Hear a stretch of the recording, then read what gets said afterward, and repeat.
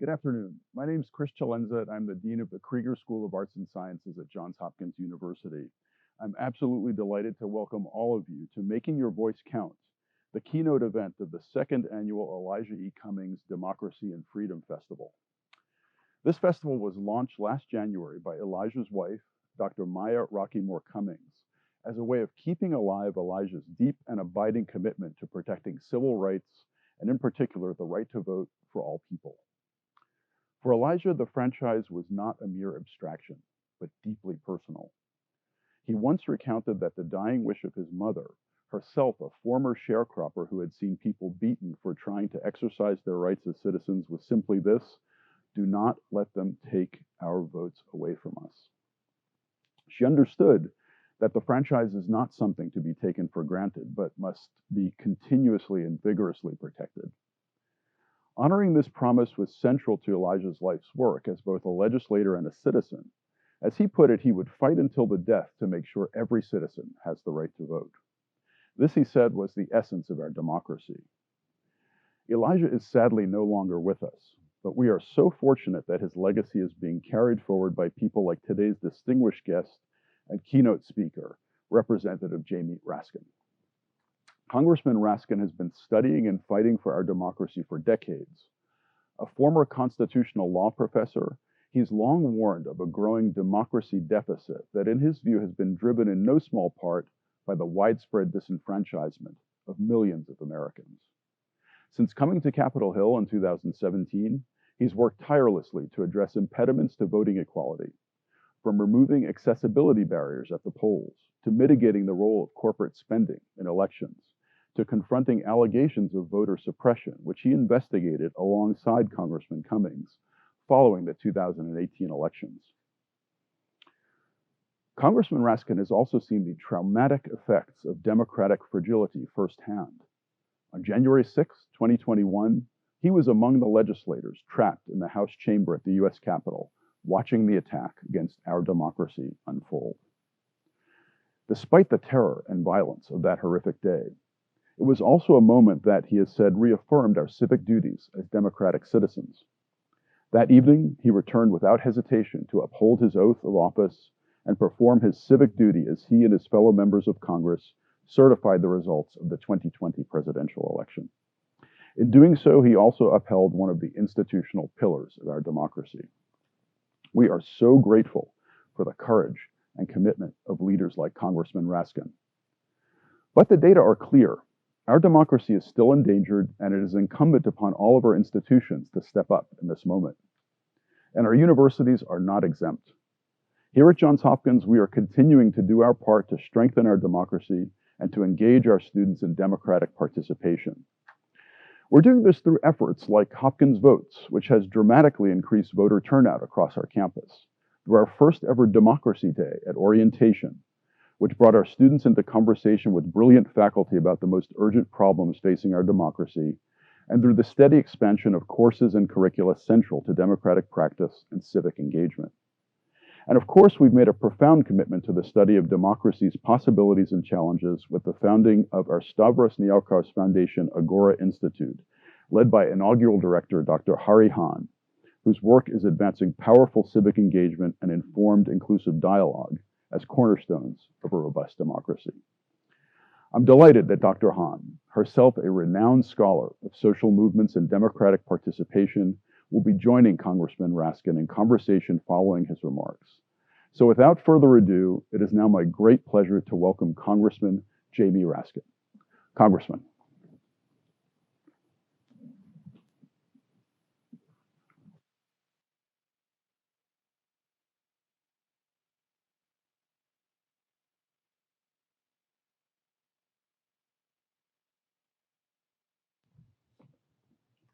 Dean, thank you for that lovely introduction. I'm delighted to be with everybody today, and hello to President Daniels and to all of the fine students and faculty and staff of Johns Hopkins.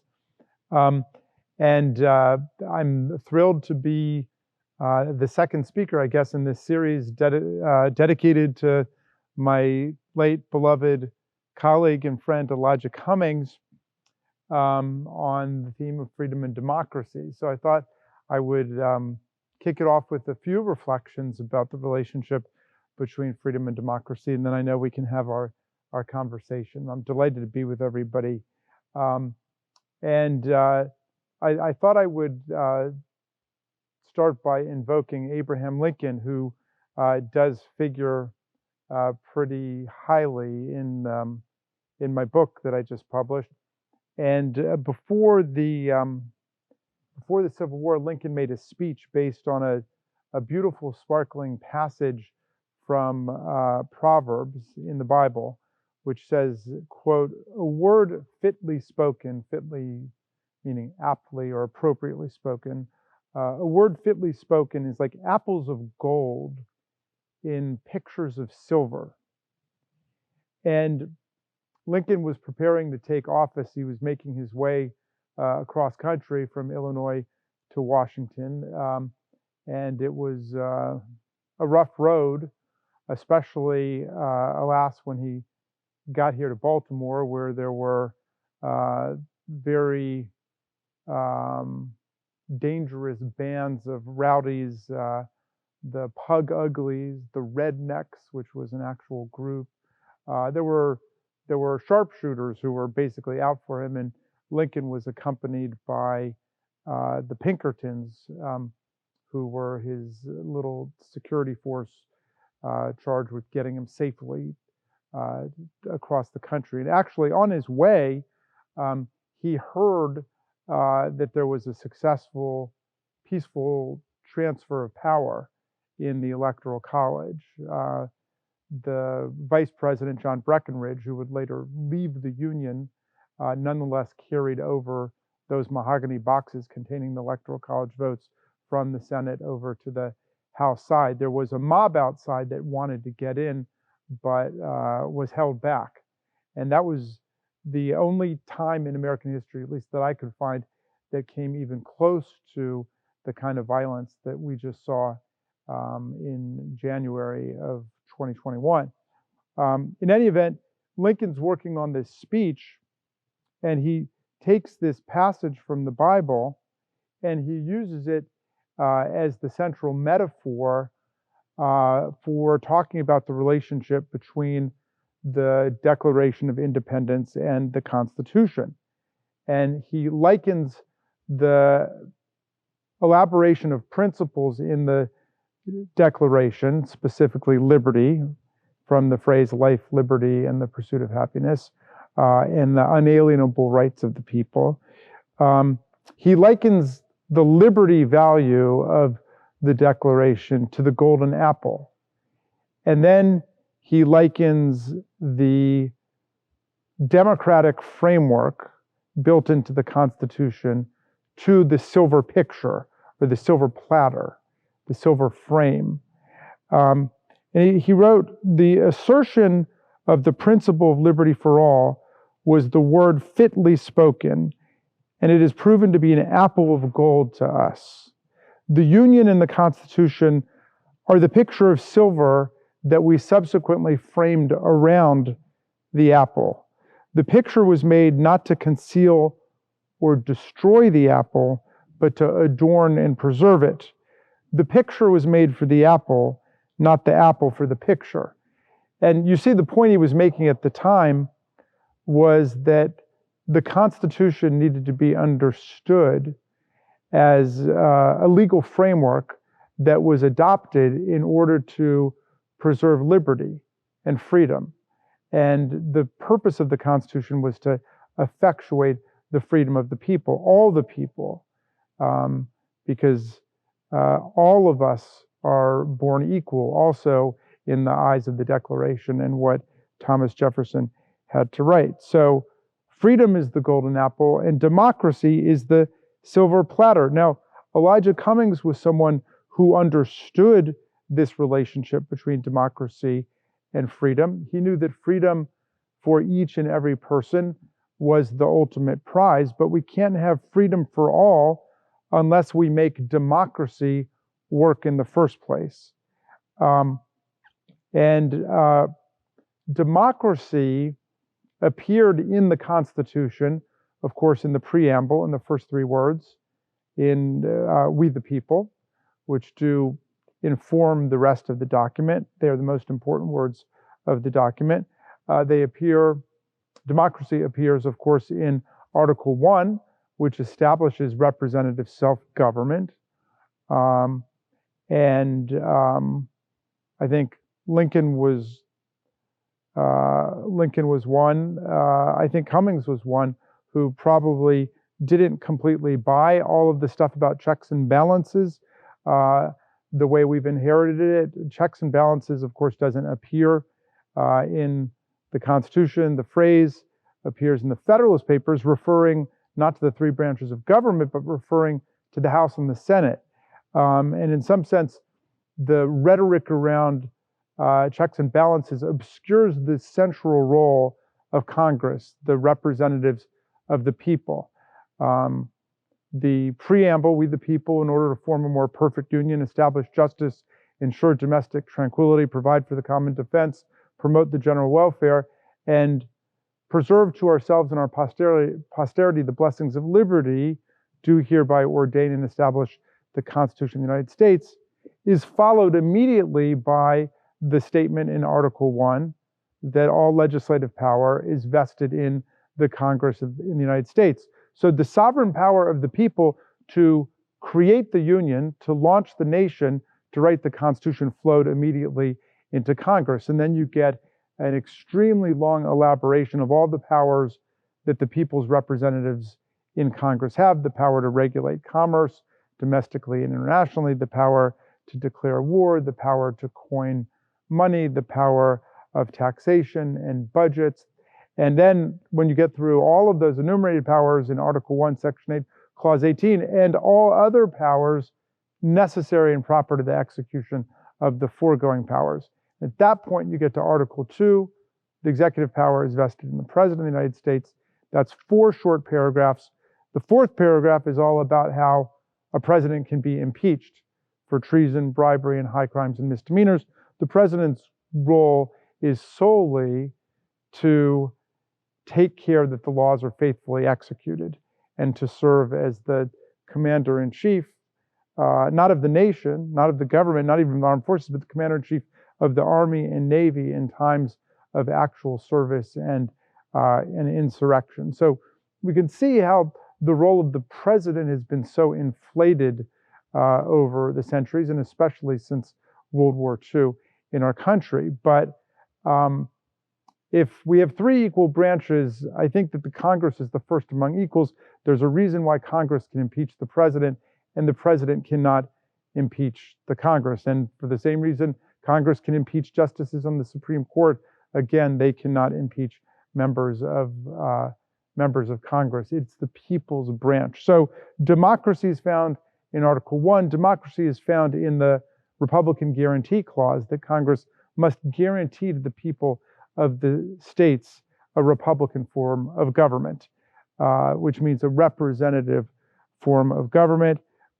Democracy is found, of course, in the First Amendment, in the freedom of speech, in the freedom of assembly, in the freedom of the press, in the separation of church and state, in the free exercise and establishment clauses. Ours, of course, was the first constitution in the history of humanity to separate church and state. In some sense, this was the central breakthrough of our Constitution. It was a rebellion against centuries of religious warfare between the Catholics and Protestants in Europe, every bit as vicious as the warfare you see today between the Shia and the Sunni in the Muslim world. It was a rebellion against holy crusades, inquisition, witchcraft trials, the whole thing. Our framers were Enlightenment rationalists that wanted to put government on the basis of reason. They wanted to give everybody the right to worship exactly as he or she pleased, and to make that a personal relationship between individuals and God, but did not want the state interposing its power to conscript people to participate in religion, or to conscript religion to control people. So democracy appears throughout in the basic Constitution. And then if you look at the 17 amendments that we've added to the Constitution since it started, the vast majority have been democracy expanding, suffrage extending provisions. So the 13th Amendment, of course, abolished slavery. The 14th Amendment established equal protection and due process. The 15th Amendment said no discrimination in voting based on race. The 17th Amendment shifted the mode of election of our U.S. senators from the legislatures to the people. The 19th Amendment gave us women's suffrage.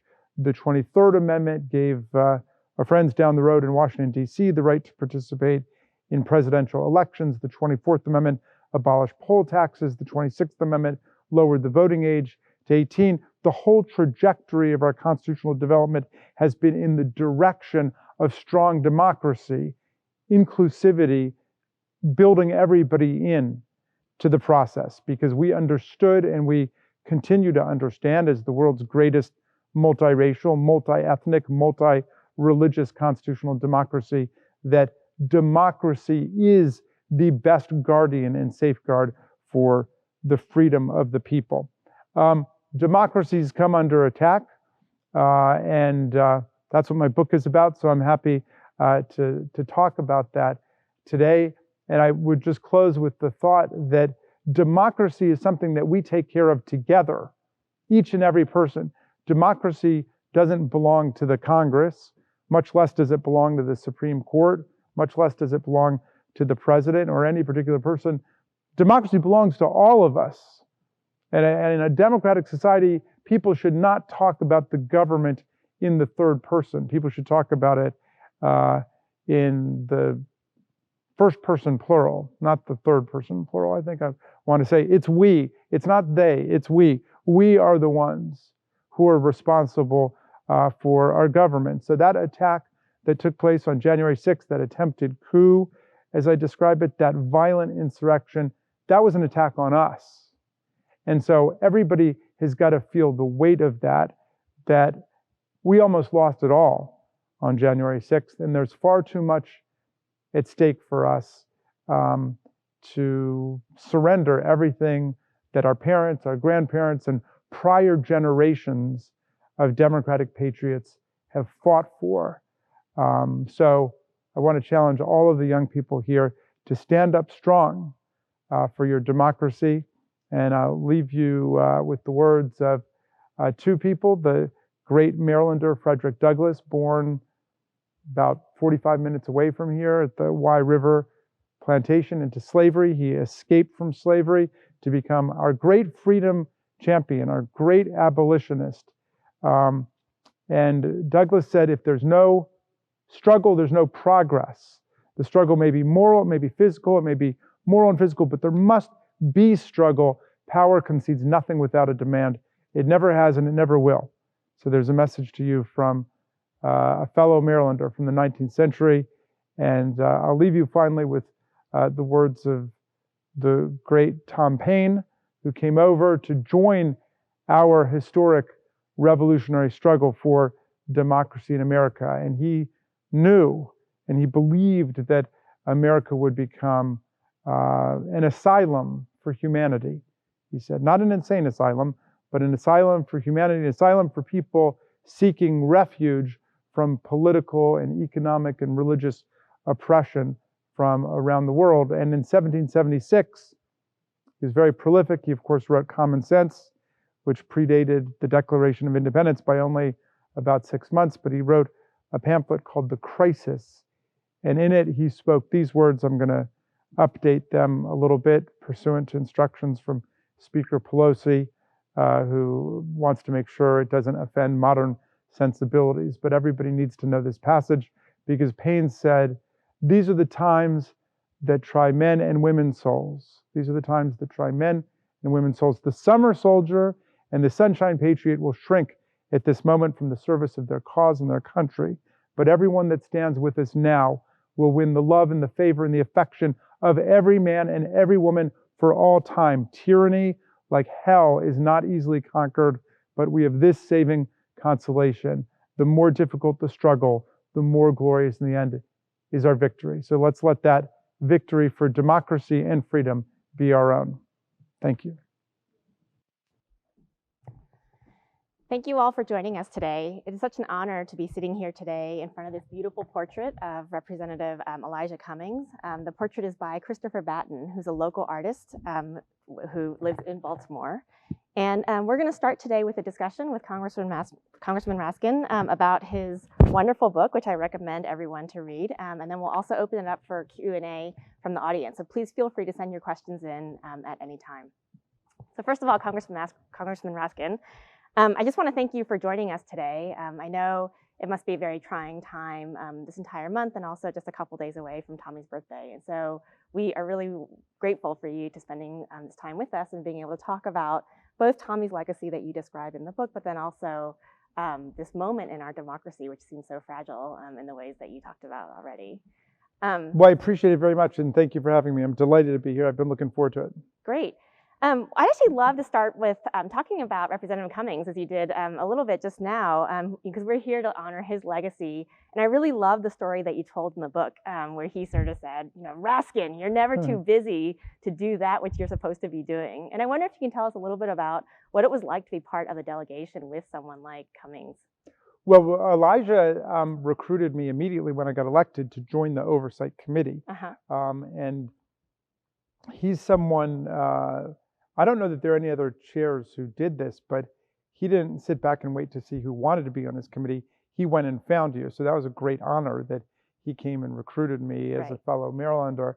And then that conversation that you were just quoting actually came from 2018 when I had been approached by Congressman McGovern about joining the Rules Committee. And I was already on the Judiciary Committee and the Oversight Committee and the House Administration Committee. I was on a couple other committees, and so I went to talk to Elijah with the idea that he might say, well, yeah, why don't you take some time off from oversight and just go and do rules? But the moment that I broached the subject, I knew it was a big mistake because he looked at me really askance, and that's what he said. I felt like I was in second grade. He said, Raskin, he said, you're never too busy to be doing that which you should be doing. He said, you can do both of those committees. You can do all these committees. And I never looked back. And now when people ask me, well, why are you on 5 committees or 6 committees? I say, it's because of Elijah Cummings. That's a great story. Yeah. And part of what I love about that story is that he had so much moral clarity in what he was exhorting you to do. And also, I think it's a moral clarity that's reflected in your son, your beloved son, Tommy. But it's also something that I see our students struggle with all the time, that I feel like there are so many young people here at Hopkins and also students that we work with all over the world who are struggling to find their ability to act with that kind of moral clarity in a world that seems like it's not working for them. You know, when they feel like they're trapped in a system that is so much bigger than they are and they can't necessarily take the risk that they need to be able to act in those ways. And I'm wondering if you have any advice for young people who might be feeling trapped in those kinds of systems.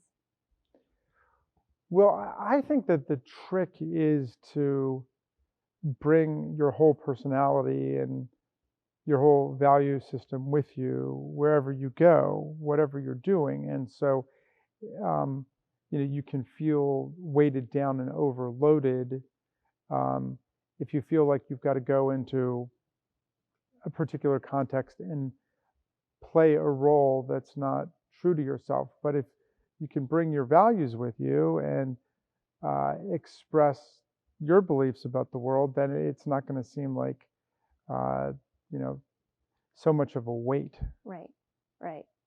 Well, that's part of what I love about the book, too, is that it does such a powerful job, I think, of connecting the personal with the political, which, as you point out, is really the essence of self-governance, right? It's really the idea that we have to govern ourselves as individuals to be able to govern our country as a nation. But as you note, particularly with COVID-19 and the pandemic, there's so many people that are facing this kind of crisis of mental health that can lead to a crisis of democracy if it threatens our ability to engage in self-governance. And I'm wondering what you think we should all be doing to address that crisis. So thank you for picking up on that, because that is like a big theme in the book. Right. You know, if we were going to head into becoming an authoritarian country, a dictatorship or something like that, the mental health of the population is kind of irrelevant.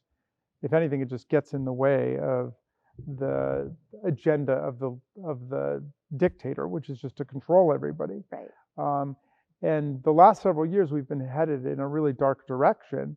I think under the last president, there were millions of people who were profoundly depressed by what that president was doing to our country, and demoralized and isolated, and especially during COVID-19, when the isolation and the demoralization spread, the darkness spread throughout the country. And I talk about what the impact was on Tommy of that, but also that was an administration, and it was also a plan of Vladimir Putin through Facebook and Cambridge Analytica to try to activate the most unstable, vicious people in the country. Right. And we saw that in Charlottesville in 2017, and it certainly, we saw the chickens come home to roost on January 6th, 2021 also. So we got to turn that around. We've got to focus on the mental and emotional health of the people. We need everybody at their best, and that means both an individual struggle, because it's inevitably an individual thing. People, they might need a doctor, they might need a counselor, they might need to figure it out, but it is a collective thing too, because everybody's emotional and mental health is connected to everybody else's. Right, absolutely. Yeah, one of the things that we were talking about before the event began is this idea that apathy is a strategy of the opposition, and that part of what, one of the things we think about a lot, I think, at SNF Agora is this idea of how do we equip people of all kinds to become architects of their own future and to feel like they can be architects of their own future, and that's part of what it means to make democracy work. So another crisis that we face, as you know, is really the sense that, if you look at some of the polling data, that I look at least, that seems most alarming to me, is that sometimes people's support for democracy these days itself is waning. That if we look at the numbers, the percentage of people who say that they support democracy as an end in and of itself is much lower now than it was 50 years ago, and so on. I'm wondering what you think we need to do to strengthen people's support for democracy as a system. Well, someone who talks about that is President Biden, who says when, he travels abroad or he talks to foreign leaders, a lot of the ones who are autocrats or would-be autocrats or dictators will say, Joe Biden, you're a nice man and everything, but democracy doesn't work anymore. We need dictators and strongmen, because with the internet, things move too quickly. There's too much speed of change and information. Democracy can't keep up. And we know that it's a strategy of the autocratic forces on earth, like Putin in Russia and Orban in Hungary and El-Sisi in Egypt and Bolsonaro in Brazil and Duterte in the Philippines. We know it's a strategy on their part to try to undermine democracy in America. Right. So we need to get serious about the situation. We got to fortify our democratic institutions, right. Everything from the Congress to the state legislatures, which were also under attack last year, to the press and the courts and so on. But the main thing we've got to strengthen is people's understanding of what democracy is. And it's something we've had to fight for and struggle for. It didn't begin, in the 4th of July in 1776. It didn't begin in 1787. It has been a struggle all the way through, and there have always been forces in resistance. And unfortunately, the Supreme Court has usually been a major counterforce against democracy in America, and I'm afraid it's playing that role again today. It's got a little bit of a halo around it, still left over from the Warren Court period, Brown versus Board, Miranda versus Arizona, Roe versus Wade. Those decisions have really been undermined and are under direct attack. But for most of the Supreme Court's history, it's been a profoundly reactionary institution. I mean, it didn't do anything for the slaves all the way up to the Civil War, other than to constitutionalize slavery in the Dred Scott decision. And then even after the Civil War and the Reconstruction Amendments, the Supreme Court in Plessy versus Ferguson cemented and institutionalized separate but equal. Right. Well, actually, so picking up on that, what do you think about different proposals that are out there to reform the Supreme Court? Right now there are people that are asking this question about, should we have lifetime appointments, for example, have those appointments become too partisan? And of course, that's a very live topic right now with Breyer's announcement earlier this week. And I'm wondering if you have any thoughts on what you think are the most promising pathways. Well, if I were back in academia, like you, I would be looking into all of that stuff and floating it, because I think it's important. I mean, when the country started and life tenure for Supreme Court judges was put into the Constitution, the average life expectancy was, like 50s or 60s. Today, if you're a well-paid Supreme Court justice with that schedule, you can live easily into your 80s, 90s, or 100s. I don't think somebody should be on the Supreme Court for 70 years, just because they got clever about getting them on the court that early. So, I think we need to look at that, and we need to look at all the proposals about reorganizing the mode of appointment so you don't get gerrymandering of the Supreme Court, which is what Mitch McConnell's been doing. I mean, they kept my constituent, Merrick Garland, who's now the Attorney General, from even getting a hearing in his final year, because they said it was too close to an election and the people should decide. Of course, the people had decided in the last election who the president was going to be.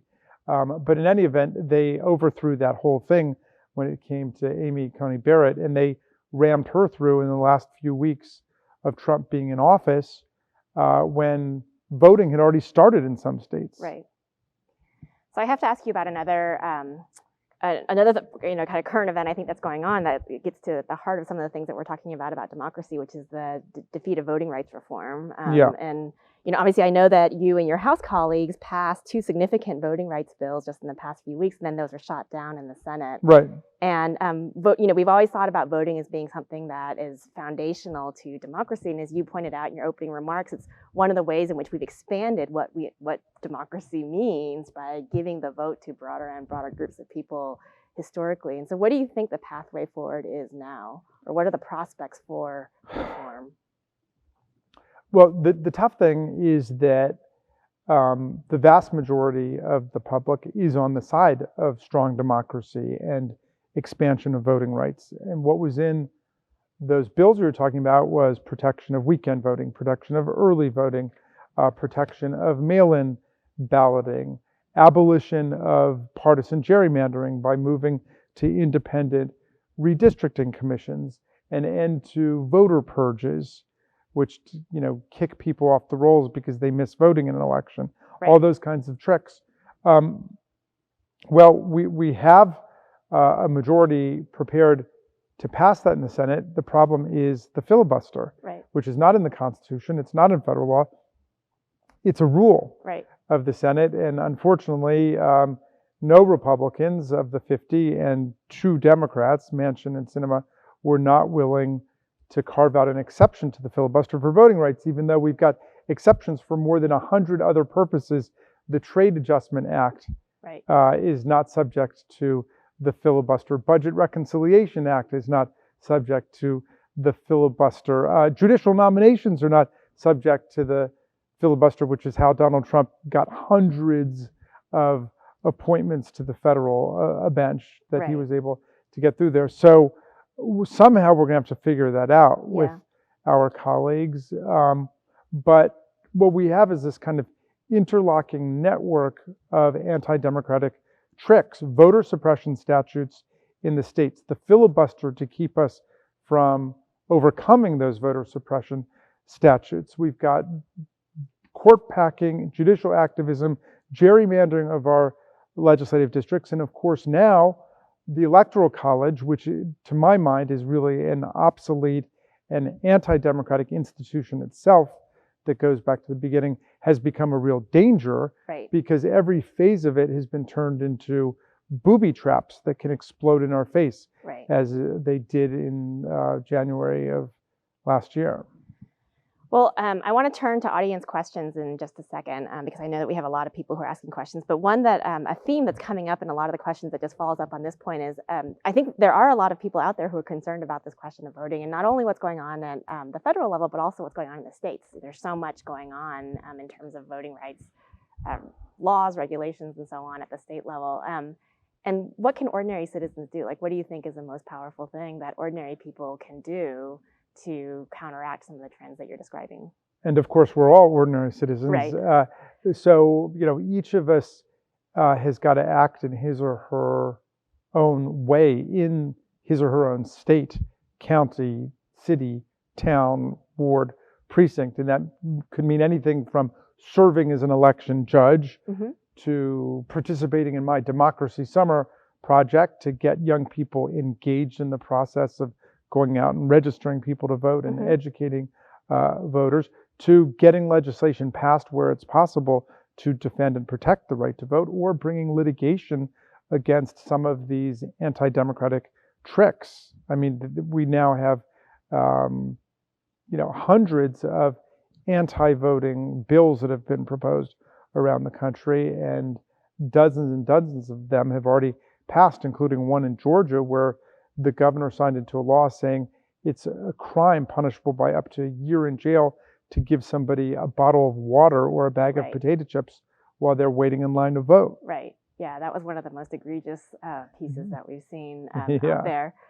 We were talking a little bit about Democracy Summer before the event began, and I want to give you a chance, just because you mentioned it, to describe it a little bit more for the audience, because it's the kind of program that got me first engaged and interested in politics when I was in college. Of course, Democracy Summer wasn't available back then, but I'd love for you to describe the program so that students and our audiences can know the incredible work that you're leading. Well, basically, what we're doing is I've turned my whole campaign into Democracy Summer, and it started with my kids, and I talked about the role that Tommy played in it, helping me conceive of it and organize it.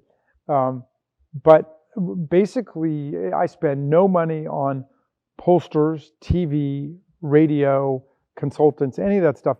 The money that I raise goes to create a school, a summer school for high school and college age young people, and we train them, teach them about the history of social and political change in the country, the civilizing movements of our times, and then the role that they can play today, because democracy, as we've been saying, is in crisis today. So then we train them to do voter registration, voter education, canvassing, digital organizing, and so on. But we, uplift the experience of an intern to being that of someone who's part of a movement of other young people, because we need these young generations to help us preserve our democracy, save our democracy. Absolutely. Yeah, I mean, part of what I love about that is that I feel like so many campaigns that we see these days are kind of slash and burn strategy where win or lose, they're out of there after Election Day. But something like Democracy Summer really leaves something behind in the community no matter what. And I think that's a really important facet of the work that you're describing. Yeah, well, and I mean, I know this is a partisan remark, but President Biden said it the other night that the GOP has become a rule or ruin party. Either they're going to rule or they're going to ruin the prospects for us to make any progress.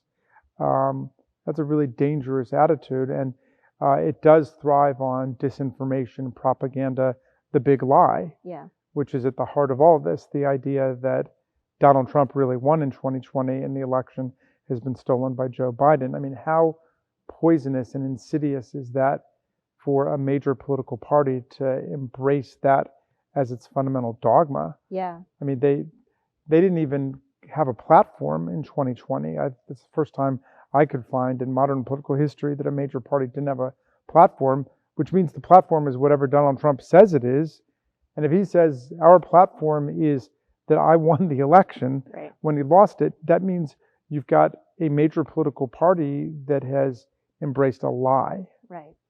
Well, so that gets to some of the questions that are coming in from the audience. So I want to turn to our audience Q&A now. And one of the questions is from an audience member who said, that in 2020, well over 100 of your colleagues in the House did not support certification of President Biden, essentially accepting the lie that you're describing. And this person is just asking, how has that changed the way that you work with your colleagues in the House, or that you do your work as a member of Congress?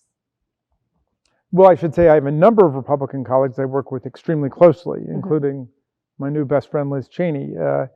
But in terms of those who have maintained a pro-insurrectionist politics, I would say things have gotten tense.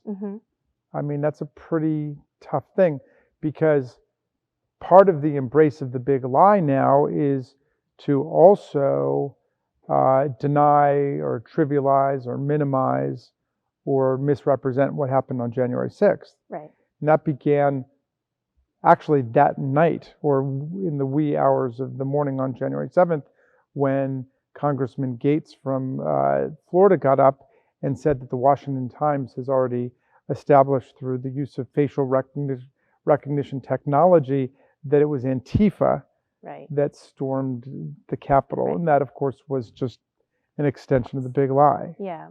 And we continue to hear that.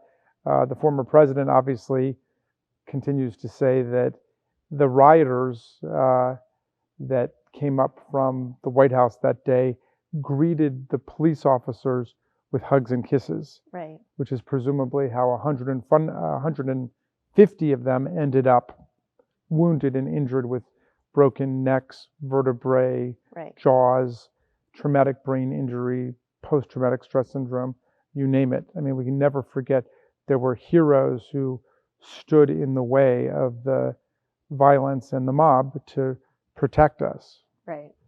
So I want to pick up on the points about disinformation that you're bringing up. But before we get to that, one question is, I'm remembering a story that you told in your book about an exchange you had, I think, with Representative Higgins, where you said, when I look at our side, the Democratic side in the House, I see this inclusive picture of what America is. And you asked him what he sees, and he sees, said, if I look at the Democratic side, then I see the coast, and if I look at our side, I see the heartland. And right. I think that points to not only the problem of divisiveness, disinformation that you're talking about, but also the divisiveness that exists in our country. And I think one of the questions that's in that's underlying some of the questions that we're getting is this idea of, when does it make sense to try to expand someone else's perceptions, to try to engage with people in the ways that you're describing with Liz Cheney, and when does it make sense to try to step away? Like, how do you navigate that? Well, I think it almost always pays to try to connect with people and expand their vision, and you expand your own vision in the process of getting to see things through other people's eyes. I mean, Congressman Higgins is a good example. He's from South Louisiana, generally would be considered in, the right wing of the Republican Party, but he's somebody I've struck up a friendship with, and I love to hang out with him. He's an interesting guy, and I want to try to see things from his perspective. The problem is when people lose what Paine called common sense, the sense we have in common, that is, we use our five senses and we use our ability to talk together to agree as to the nature of reality and what a problem is. But 61 different federal and state courts, including 8 judges appointed by Donald Trump himself, rejected every claim of electoral fraud and corruption, and yet they continue to propound the big lie. So what do you do with that when you have one party that, whatever our flaws and imperfections, we are reality based. Right. We are trying to follow the framers' Enlightenment model of basing things in public on facts and data, on science, on sensory information, versus one that proceeds just based on faith in a charismatic leader who can tell them anything, and they swallow it. Well, that's fine for a religious cult of personality, but it doesn't work for a political party in a democracy. Absolutely. So we have a question then related to that, which is this question of what do you think are the most promising tools or that the federal government can use to regulate or penalize the propagation of disinformation in the public sphere, either by broadcasters or platforms or other opportunities that you see out there? Well, that's tough. And that's one of the things I think that the January 6th Select Committee is going to look at. And in terms of what we can do with social media and speech writ large, that is pretty sharply circumscribed by the First Amendment, as well as it should be. I mean, the Supreme Court, in the Stolen Valor case, pretty much says people have a right to fib and lie under the First Amendment, except, and this is a really important exception, except you don't have a right to lie in court. That's perjury. You don't have a right to lie in testimony, that's perjury. You don't have a right to lie in order to sell somebody X when they think they're buying Y. That's fraud. So there are lots of legal contexts in which the telling of lies can cross a legal boundary. Sure. But the problem is if somebody wants to run down the street and say, Donald Trump is really president, Joe Biden and Hunter Biden stole the election, or whatever, there's really nothing that can be done about that. But if Donald Trump organizes people to advertise themselves as presidential electors from Pennsylvania or Wisconsin or Arizona when they're not presidential electors and documents are forged, that could be a crime. Mm-hmm. That could be mail fraud, that could be wire fraud, it could be different kinds of election fraud. So when there is legal formality involved, the whole idea of a right to lie changes. Just like, this came up in the Senate trial of Trump for inciting violent insurrection against the Union. They attempted a First Amendment defense. They said, well, anybody could say, overthrow the government and, storm the Capitol or fight like hell. That's constitutionally protected. In general, yeah, it's constitutionally protected. But if you swear an oath to uphold and defend the Constitution against all enemies, foreign and domestic, as the commander-in-chief of the armed forces, and you do it, you could be subject to impeachment. Right. Because you're not living your oath of office at that point. Right. Yeah. So I want to pivot us a little bit. We're getting questions that are taking us to a different topic that I want to make sure. And so we actually have a question that's coming in from someone who I know is a healthcare professional in the Hopkins medical system, and wanted to ask about mental health and bring us back to that question. And since your family had to, of course, acutely deal with a mental health crisis, and then you're also experienced it in your position as a lawmaker. And this questioner is asking what you think we can do from a policy perspective that would help adolescents and young adults. Well, there's so much that can be done. I mean, starting at the macro level, we have this mental health parity idea that there's got to be an equal investment in mental health as in medical health, and that people's insurance policies cover them both. But I think anybody in the field can tell you that's a promise now honored in the breach. It doesn't really happen. And we don't have anything like comparable resources invested in mental and emotional health. And it's not really taken seriously in the same way. So we've got to make that commitment an authentic one. And is that an issue of enforcement or resources, or what's the? I think all of it. I just don't think we have ever stepped up the plate to the plate to make that real. And there are lots of parts of the country where there's just a huge scarcity of mental health providers, psychiatrists, psychologists, pediatric psychiatrists, and so on. And this is at a time when the Surgeon General of the United States, Vivek Murthy, said that we are in a nationwide emergency for pediatric mental and emotional health. COVID-19 has seen the rates of anxiety, depression, other disorders skyrocket. That's not just among adolescents, it's among younger kids too, elementary school kids. So another thing, the commitment that we can make, I'm trying to get Congress behind this in a bigger way, but also at the state and local level, is a commitment to have mental and emotional health resource counselors in every school. I mean, and otherwise you're placing this entire burden on teachers to deal with it if you don't really have counselors who are available when young people are in crisis. And look, we live in a time of a lot of trauma. It's not just my family. I mean, nearly 1 million families now have suffered the loss of someone in COVID-19. Comparable numbers have lost someone in the opioid crisis. Gun violence has been a nightmare for hundreds of thousands of people in the country, and on and on. I mean, do we think that kids aren't affected by these things? kids often know better than the adults do in a lot of ways. I mean, they internalize all of it, right? Right, And right. so they feel it. So we do have to take it seriously. Right, absolutely.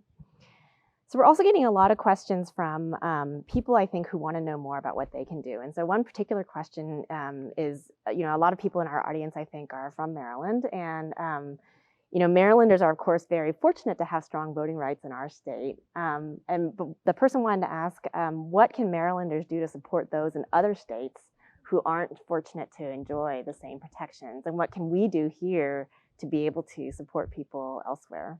Well, there are definitely national organizations that are working on these problems that you can find, but like the NAACP Legal Defense Fund Sure. and, Indivisible, there's lots of groups that are working on it. And we've set up Democracy Summer, which is now a nationwide program in such a way that there are members of Congress and candidates around the country who are participating in it. And we try to mobilize people to go and work in congressional districts that need help. Mm-hmm. So we will send Democracy Summer Fellows from certain states into other states. Oh, wow. To And so they'll do bolster door knocking and canvassing and Yeah. all the things. So like the Maryland Democracy Summer Fellows in prior years, like in 2018, participated heavily in the election of the first big group of women elected to Congress from Pennsylvania: Madeline Dean, Mary Gay right. Scanlon, Mhm. Susan Wild, Chrissy Houlihan. So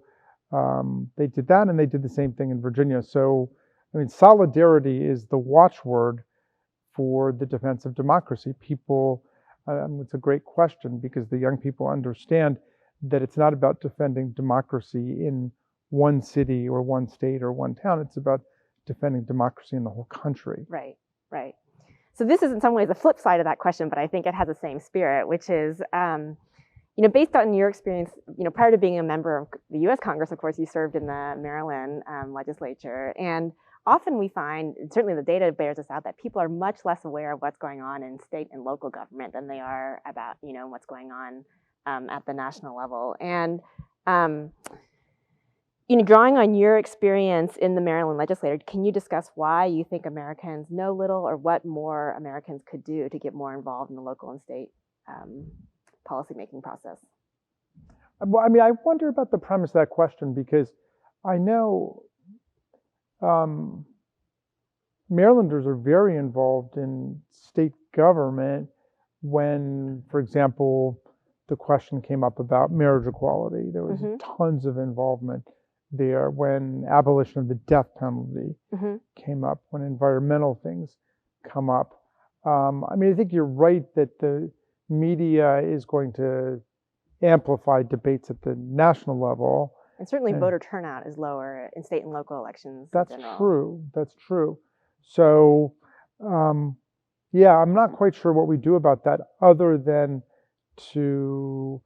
certainly, in our project, we integrate all of it. So we're talking to people, not just about what Congress does, but about what happens at the state level. And anybody who wants to make real change in the country has got to start with the assumption that all of it is interwoven. I mean, it is the state legislatures that draw the congressional districts. Right, right. And also that create the voting laws that govern congressional and presidential elections. Yeah, I mean, they have this incredibly profound effect that I think people don't always understand. Yeah, so it's a great point. And I think that, the universities really need to focus on that. Just like I'm, appealing to the law schools, not just to teach about the courts, but to teach about legislatures and other ways that lawyers can help to make change. Right. Instead of everybody just spending all the time staring at the Supreme Court, waiting for it to do something great for us. Right, absolutely. So we have about 5 minutes left, and there are a couple questions I think that are getting at the big picture that underlies our whole conversation and also a lot of what you talk about in your book. And there's one question that very succinctly asks, is our democracy doomed? And maybe I'll just put a finer point on it to say that, one of the points that I appreciated that you made in your book is something that as political scientists we know, which is that, the best predictor of a successful coup is an unsuccessful coup. And what do you think are the prospects for our democracy in the coming years? Well, I mean, I don't want to sugarcoat it. We are in the fight of our lives here Mm-hmm. to defend democratic institutions at every level. But I don't think that democracy is remotely doomed. You know, and like I quoted my dad, you know, saying that when everything looks hopeless, you're the hope. Right. These young people are the hope. They're a great generation, and they can't get into power fast enough because they've got really good values, and we just need them to go out and educate and organize as quickly as they can. But I think that democracy is profoundly resilient. It lives in each one of our hearts and in our minds. And one of the things that Tom Paine said was that the mind, once enlightened, cannot again go dark. Mm-hmm. And so keep studying, keep educating yourself and educate other people, and spread the enlightenment. Okay. So then as thinking about, I mean, that's a lot of what we try to teach, I think, in the work that we do in terms of working with our students and trying to teach them to be people who can spread the enlightenment in the ways that that you talked about. And so just thinking ahead to the coming months and the work that you're doing with the January 6th Commission, like what is your greatest hope for what happens after the commission issues its report in the findings? I know you can't say certain things. Well, no, my great hope is that we are able to tell effectively, comprehensively, and in fine-grained detail what exactly happened. Mm-hmm. It was a mob riot surrounding a violent insurrection coordinated by Proud Boys, Oath Keepers, Three Percenters, Aryan Nations, militia groups, QAnon networks, that was organized to storm the Capitol, and they did. And that was surrounding a coup, because the whole point was for Donald Trump and his entourage to convince or coerce Mike Pence into declaring unconstitutional powers to unilaterally reject electoral college votes from Arizona, Georgia, and Pennsylvania, lowering Biden's total from 306 to below 270, kicking it into the House of Representatives for a contingent election. Right. And if you ask, well, why did they want to do that? Why would they put the election before Nancy Pelosi's House of Representatives? Well, they knew that under the 12th Amendment, we vote not according to one member, one vote, but one state, one vote. They had 27 state delegations after the election. We had 22. Pennsylvania was split right down the middle. So even had they lost the at-large representative from Wyoming, Liz Cheney, right, it still left them 26 states. And they were prepared just to move immediately into an election, call the roll, declare that Donald Trump was president for the next 4 years. And they probably at that point would have followed the advice of the disgraced former National Security Advisor, Mike Flynn, and they would have declared something like martial law by invoking the Insurrection Act. And Trump would have called in the National Guard and other forces to put down the insurrectionary chaos that he had unleashed against us. Right. So I think that we only have time for one final question, and I want to ask you to put together your responses to the last two questions, which on the one hand, you're describing these incredible forces that came together and levers of power that were used to really try to take down our government violently on January 6th. And on the other hand, you're saying that the hope for democracy lies in us, right? And so but I feel like, what I'm hearing from some of the kind of tenor that's underlying some of the questions is, how can something that I do to organize, in my community, stand up to the incredible forces that you're describing that instigated and almost won, in a way, that coup? Yeah. Well, it's a great question, but in a certain sense, it's only the things that we can do by ourselves in our communities, on our blocks, in our schools, in our families, that will prevent this. Because, fascism is not one event in one place. Mm-hmm. It's a destruction of democracy, but democracy is not one event in one place. Democracy is a whole social life mm-hmm. of people governing themselves where they live, where they work, and in what they do. In one of the moments, many moments I have of condemning myself for missing clues. I say that if we paid much more attention to what was taking place in terms of authoritarian and violent actions throughout society, we would have been prepared on January 6th, but we were ignoring it in a lot of ways. But the violence was bubbling up. I mean, the violence was at the Michigan State Capitol, 2 times where they shut down the legislature. And then that became a conspiracy to kidnap and assassinate Governor Whitmer. The same thing happened in Kentucky and in a bunch of other states. And then the MAGA marches happened. So what takes place in every home and every street, this is a Tommy Raskin point, goes to the question of the quality of life for people. And will it be a democracy protective, freedom-seeking context, or will it be an authoritarian one, where we have values of bullying and sadism and cruelty and violence? Yeah.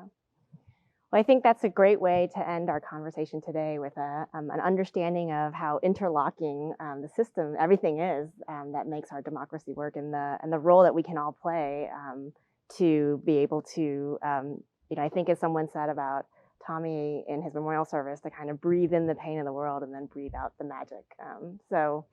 I want to thank everyone for joining us today. I especially want to thank Congressman Raskin for taking your time to be with us. It was a wonderful conversation, a really meaningful way to honor the legacy of Elijah Cummings. On behalf of the SNF Agora Institute and the entire university, I also want to thank Dr. Maya Rockymore Cummings for creating the Elijah Cummings Democracy and Freedom Festival last year, and for inviting the SNF Agora Institute to be a part of it this year.